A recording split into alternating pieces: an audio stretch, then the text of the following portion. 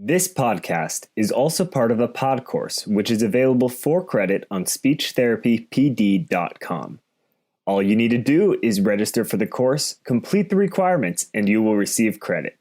Speechtherapypd.com is a video continuing education company, a certified ASHA CE provider.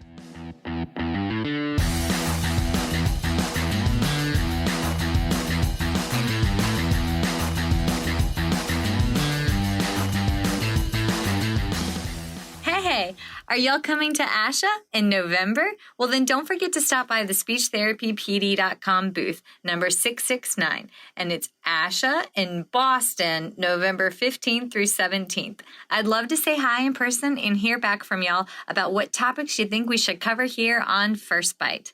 While you're there, swing by Pessy Inc. booth, number 1138, to catch the latest on where my 6-hour live-action ASHA and AOTA approved CE course, Pediatric Dysphagia, Establishing the Brain-Mouth-Gut Connection, is heading across the continental United States. Thanks for listening and see y'all soon.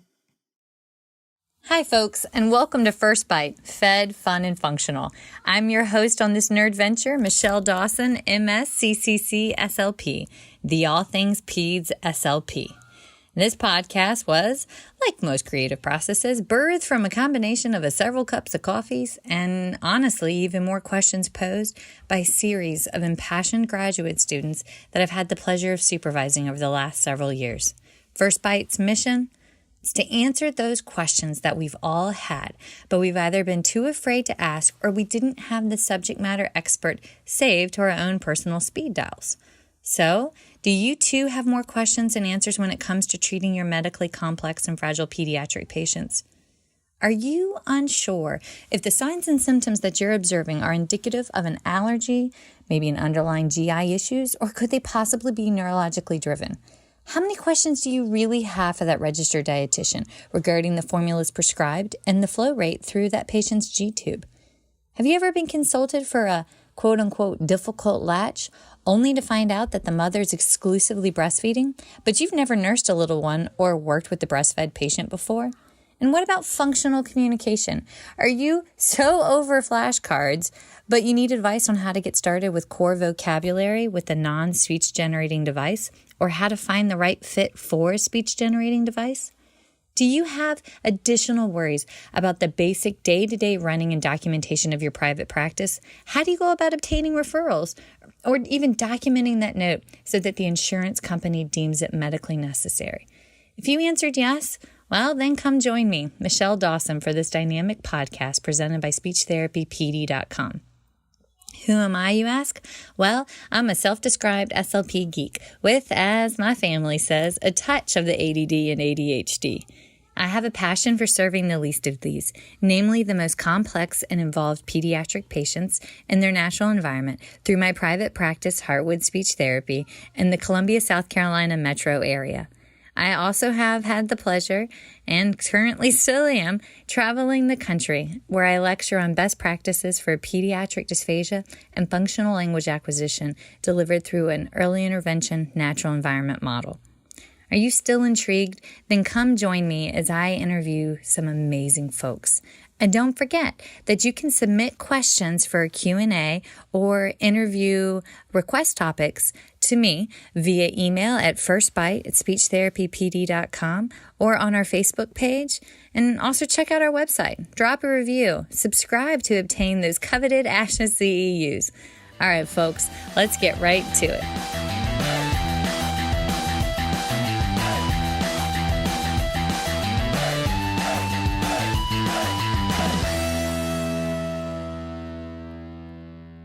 Welcome back for this spooktacular episode of First Bite, Fed, Fun, and Functional Resources for the Pediatric Clinician.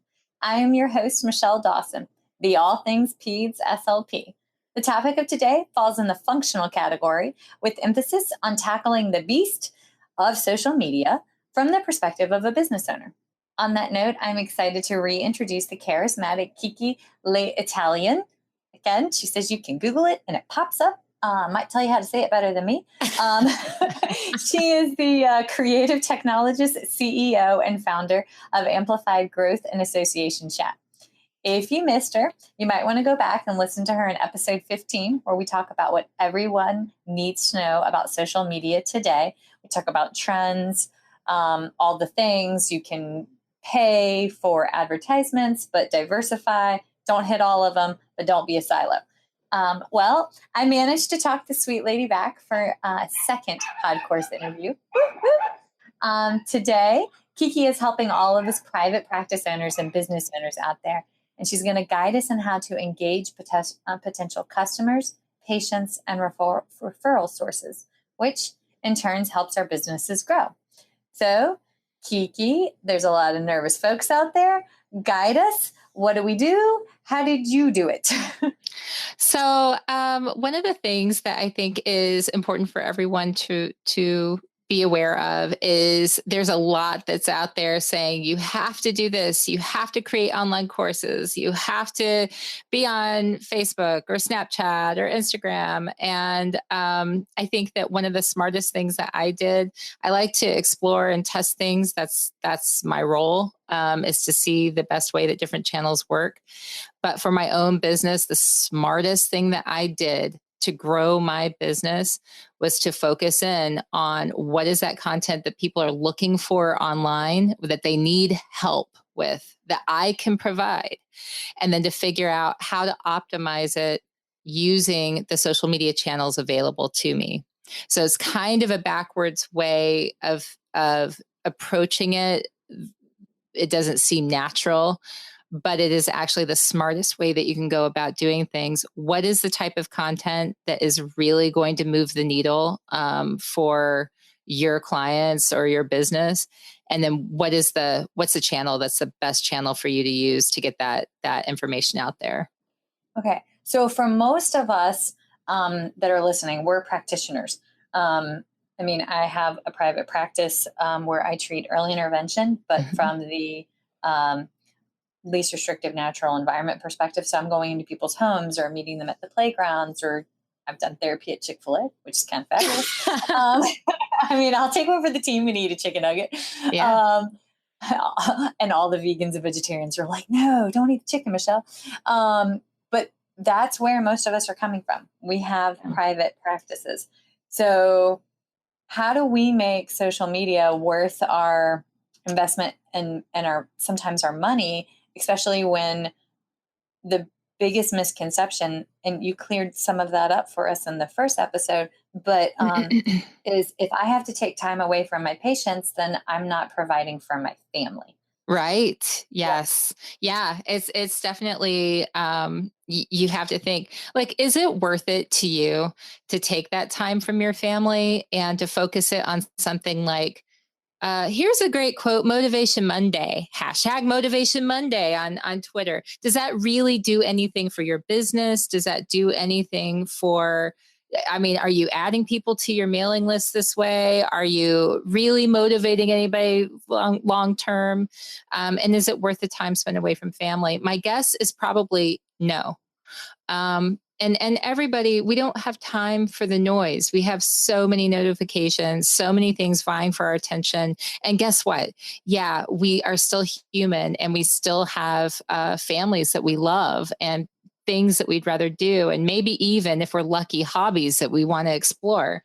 Not to mention work that we still have to do. So when we're thinking about social media, which is fantastic, the channels, the ability to reach so many people, fantastic. But if it's not connected, and I know that I said this in the previous episode, but I really want to drive it home. If it's not connected to something that is meaningful, valuable, building on that relationship, then you shouldn't do it. Period. That is what I say. And it's not because it's necessarily connected to money. It's because it's connected to meaning. It's connected to value, and creating more noise in the world is pointless. So let me step down from the soapbox. That's a good soapbox. I'm okay with less noise in my life. I think people can think that can hear me on if we took that as a soundbite. They might not and they knew nothing else about me. They might assume that I was saying that social media is bad and that you shouldn't invest time into your digital strategy, which is absolutely the exact opposite of what I'm saying. I am saying that, like any other thing, I wouldn't suggest that you create a newsletter without putting thought into it. I wouldn't suggest that you spend time, I wouldn't even suggest you spend time redecorating your kitchen without putting a little thought into it. And so I think that with social media, a lot of times because it's right at our fingertips and we get overwhelmed, that we can say, okay, so I'm going to create my social media plan and I'm going to post to Twitter every day and it's going to have motivational sayings on Monday and it's going to have this. Listen, that's fine if it fits into your schedule and if that's something where you feel like you're working towards a greater end.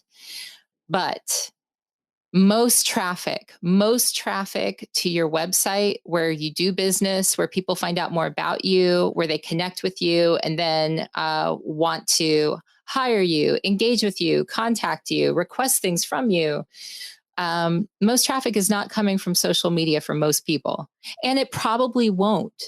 So you need to think about the content first and then figure out how to optimize it. Business wise, this is so smart for you because you and everybody, because when you focus on the content itself, it should have a home. That piece of content should have a home on your website to build your SEO, your search engine optimization, because most people are still, whether they're searching through Google or searching through their voice assistants at home through Amazon Echo or Google Home, most people are still going to go there first asking for information. And what are they asking for when you're in the best position to possibly help them?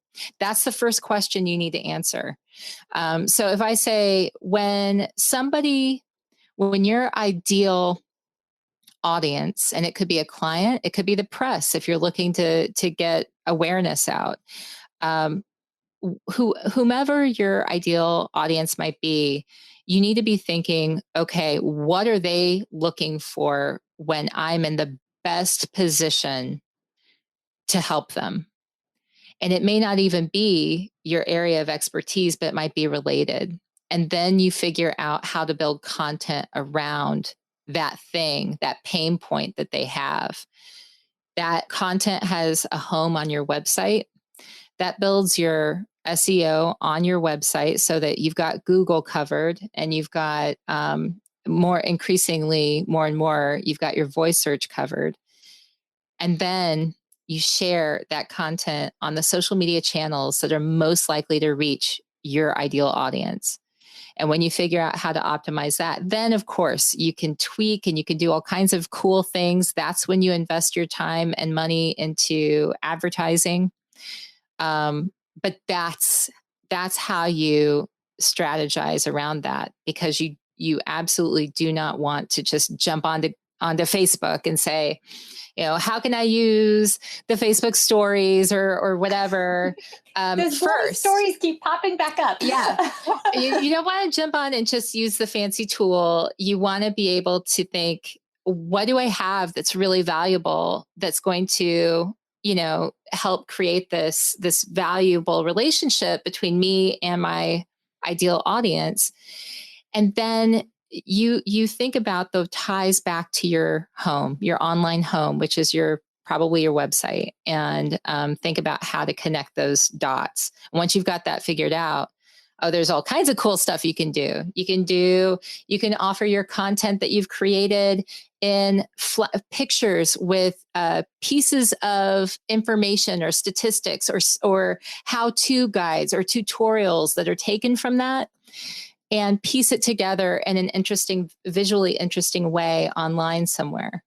But you don't start with that living outside in Facebook land and not tying back, or Instagram land or Snapchat land, and not tying back to that content that lives on your home. This podcast is brought to you by SpeechTherapyPD.com. SpeechTherapyPD.com is an engaging, evidence-based continuing education site that offers over 450 continuing education hours. The best part? The information garnered can be applied in therapy immediately. It's functional and fabulous without the hassle of trying to translate technical jargon from a research article. Can I entice you more? Well, then get your suntan lotion ready because next summer, SpeechTherapyPD.com is hosting a CEU cruise. That's right. July 27th through August 3rd of 2019, the amazing, delightful, and oh so kind Shar Boshart, MACCC SLP, will be the featured speaker for 12 plus continuing education hours on a cruise ship through Greece. That's right. You heard it right. Greece. Want to catch a preview of the information she's going to share? Then tune into her pod course, The Speech Link, which is also eligible for continuing education through SpeechTherapyPD.com. Maybe, oh just maybe, I'll see y'all in Greece. Okay, so in my visual mind, the way that I saw it was that you're explaining that your website, your company website, would be like your home, your base of operations, and Facebook. So everything has to tie back into the home. So I conceptualize it as Facebook for me is a way I can do a quick update, and then like, hey, this event is happening, or whether it be like there's an awesome early intervention company in town that has every month they have like a family outing for the special needs child and their family at like a free or reduced rate. So like I can quickly drop those kind of things that'll be changing, coming and going, but not necessarily long term on my Facebook page. But if it's a bigger event like our annual conference for the South Carolina Assistive Technology Office, like I'll put that on my Facebook page, but because it's a big event, put it back on my home page. And then I view my Instagram page as just like, I do that for fun.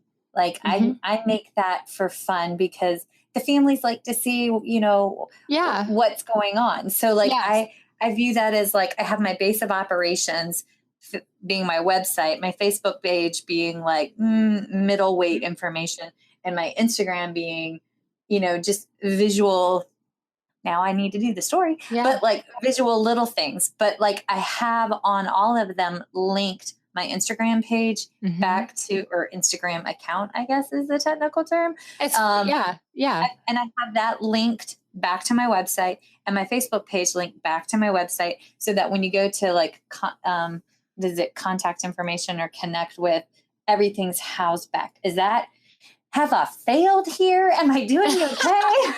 Well, okay. So at the end of your messaging, whenever you're posting, I love that you know exactly what you're doing, what the purpose is for each of your channels.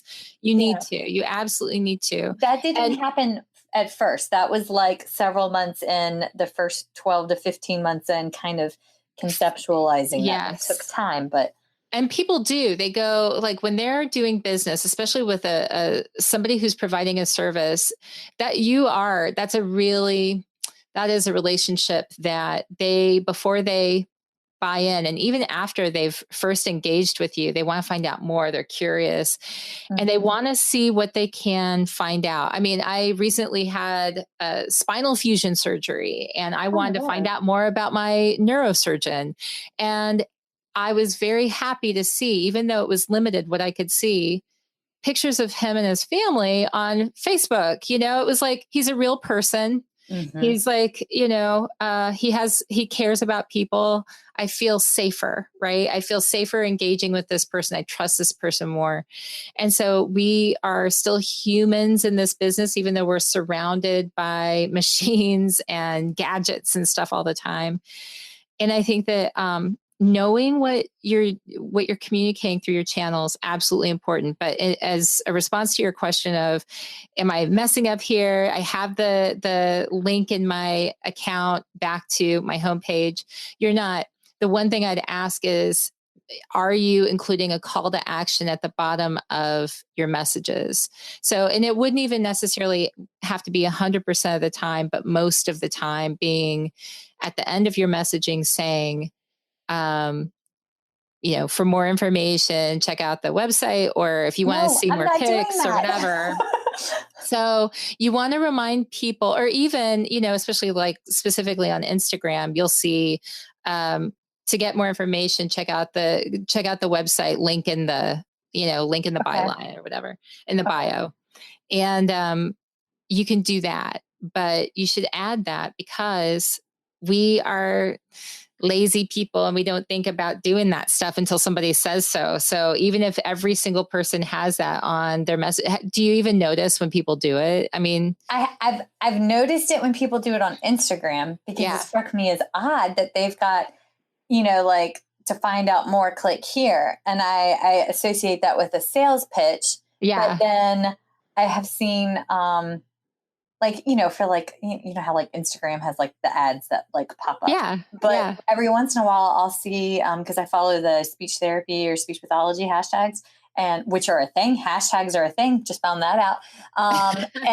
But like embedded in there, sometimes somebody has a really cool product.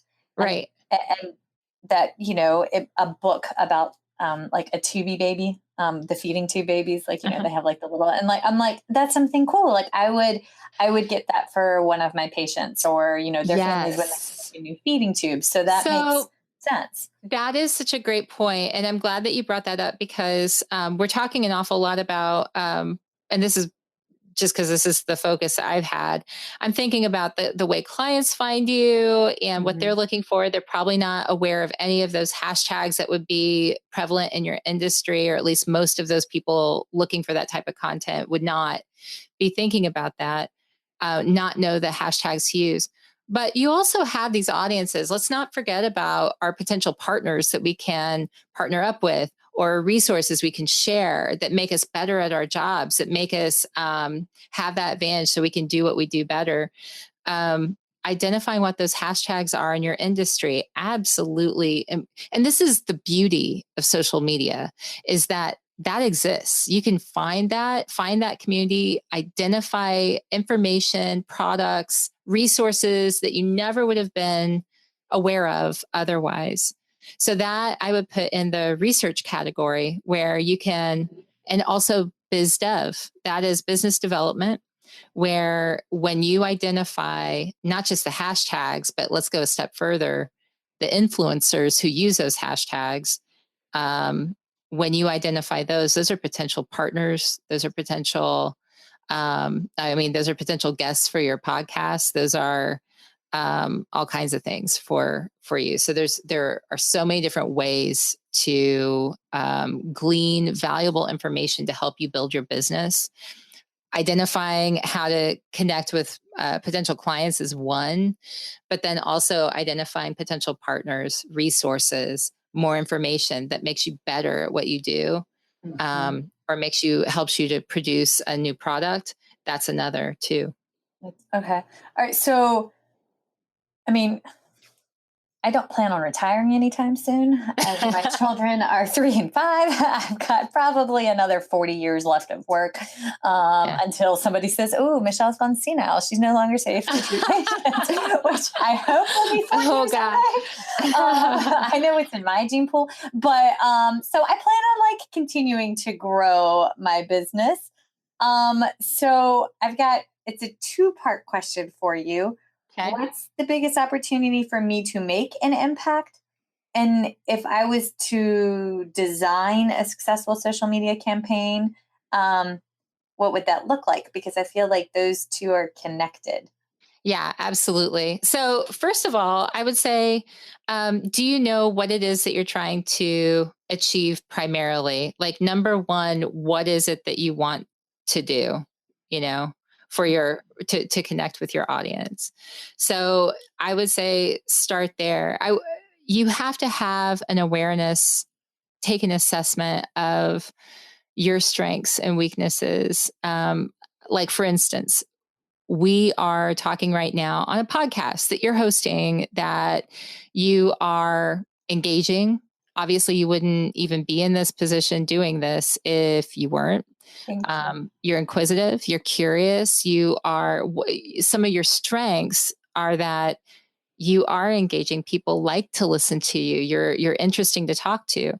So does it make sense then to not use that? My number one thing in looking just at how you are in person and how you engage online would be to say, how can you use that to your advantage?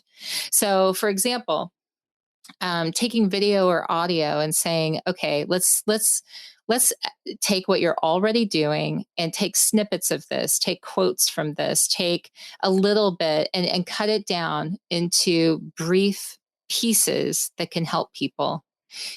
You don't even have to start out by creating additional content. It's what are you already creating that you can repurpose, tweak a little bit, and then have it meet your needs and meet your ideal audience's needs, so that you're saving time, you're being more effective, but you're attracting those people that you're trying to attract for the purposes of, building your client base or what have you.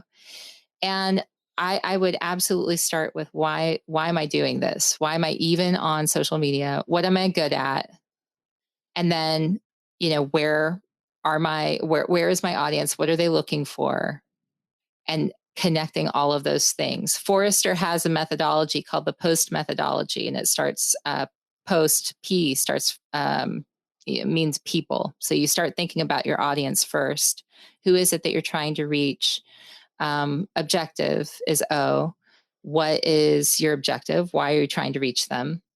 S is strategy. How are you going to connect those things? So what tactics are you going to use in your strategy in order to make, to meet your objective? And then T is technology or tools. And so, what tools, what channels make the most sense in order to do that? So if we look at it, who are your people? What is it that you're trying to achieve? Okay, what are you good at? And so how are you going to take the content that would meet that? And then what tools make the most sense? What channels are you going to choose to use in order to make all of this happen? And then I would add to the POST methodology and say, and then test, right? We're not always 100% right. And also channels change and people change. And so, what works today, maybe in a year from now, you need to tweak it and try something different. But think about it with an adventurer, an explorer's mind. Think about it with a scientist's mind and think, okay, we're going to test this one piece. We're going to test this one channel and see how this works and build on that and take your lessons and continue to grow.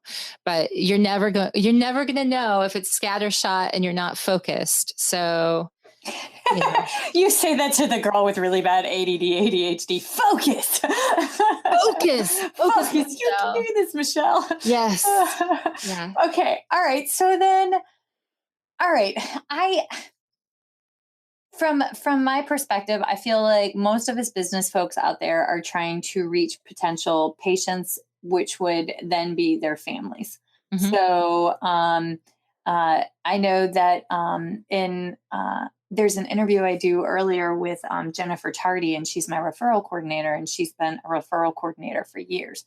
And, she makes it a very good statement: in your immediate area, go out, take your business cards, but bring sugar. So that's how true. Dude, in the South, bring donuts.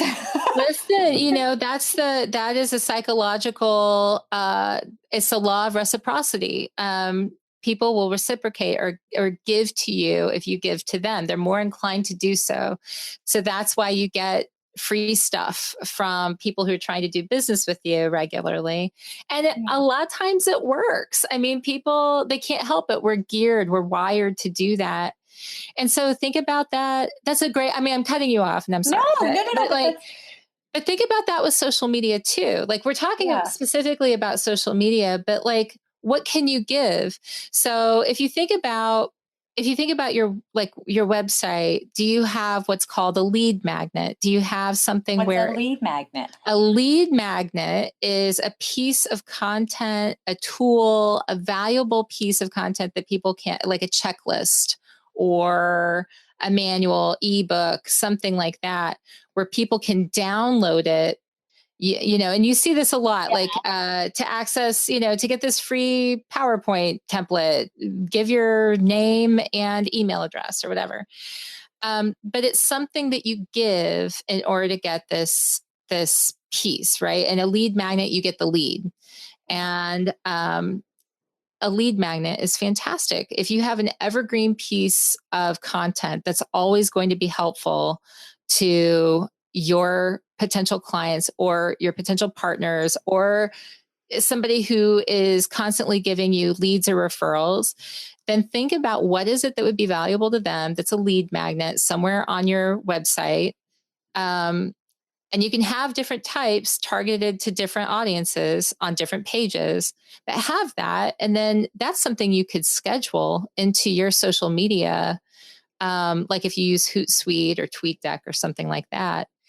Okay, I don't know what those two words are, but okay. I do know when you say lead magnet, when I was setting up my website, I was Googling speech pathology, speech therapy websites across the country, and there was one in California. Jennifer McCarthy, you don't know me from Adam. I have girl crushed your website forever, but she has, she's in San Diego, but her website has a lead magnet designed for typical PO intake or typical eating habits for like birth to 5 years of age. And it's a downloadable free PDF, and it goes technical details and then translate to non-technical details.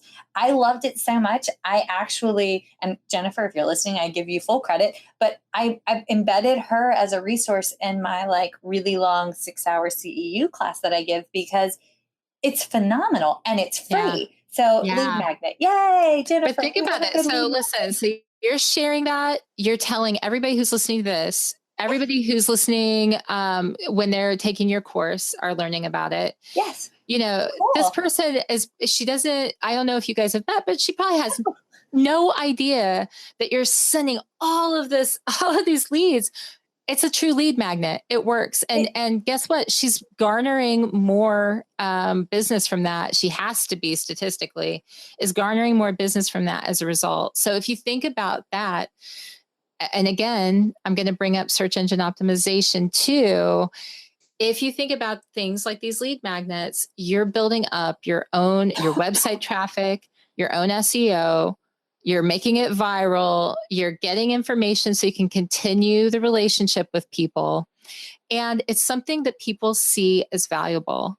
I mean, it's just the best way you can spend your time is thinking about that. Then when you share it on social media, of course, it's going to be more successful.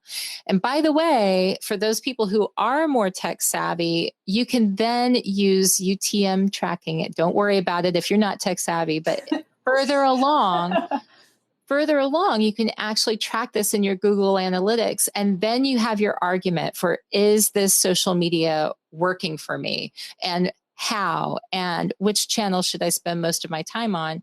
Because you can actually see specifically to that piece of content which channels are successfully driving people to you and converting them onto your lists. So this is so important for people to be thinking about, what is that content that I can create that's the most valuable, and then worry about the channels. Okay. Now we have more time scheduled for Q&A because yes, you've used so many words that I don't. Yes. Okay. But on that note, how much time before we switch over to the Q&A portion, how much time should people spend on their social media?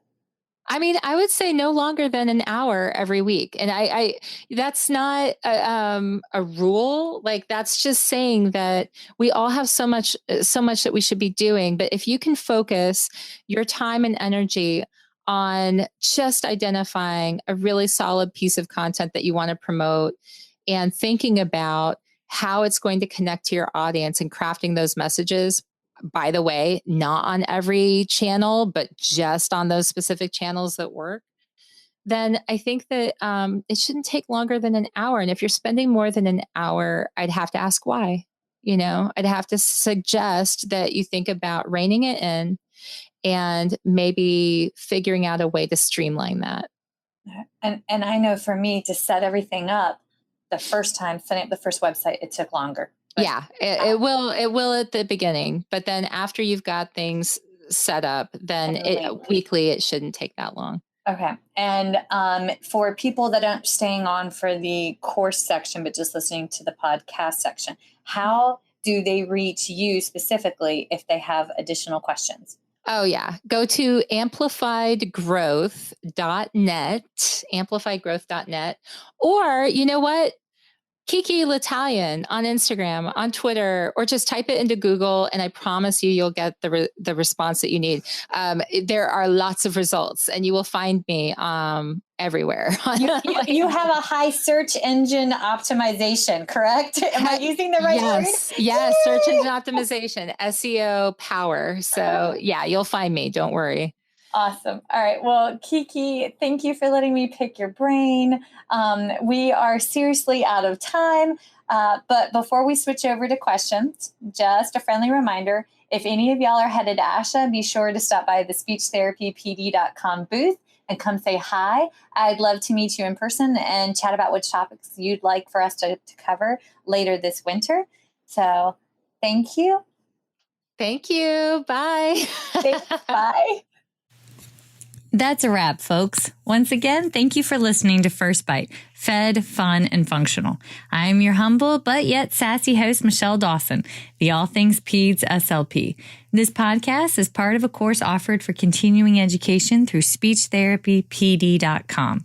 Please check out the website if you'd like to learn more about CEU opportunities for this episode, as well as the ones that are archived. And as always, remember, feed your mind, feed your soul, be kind, and feed those babies.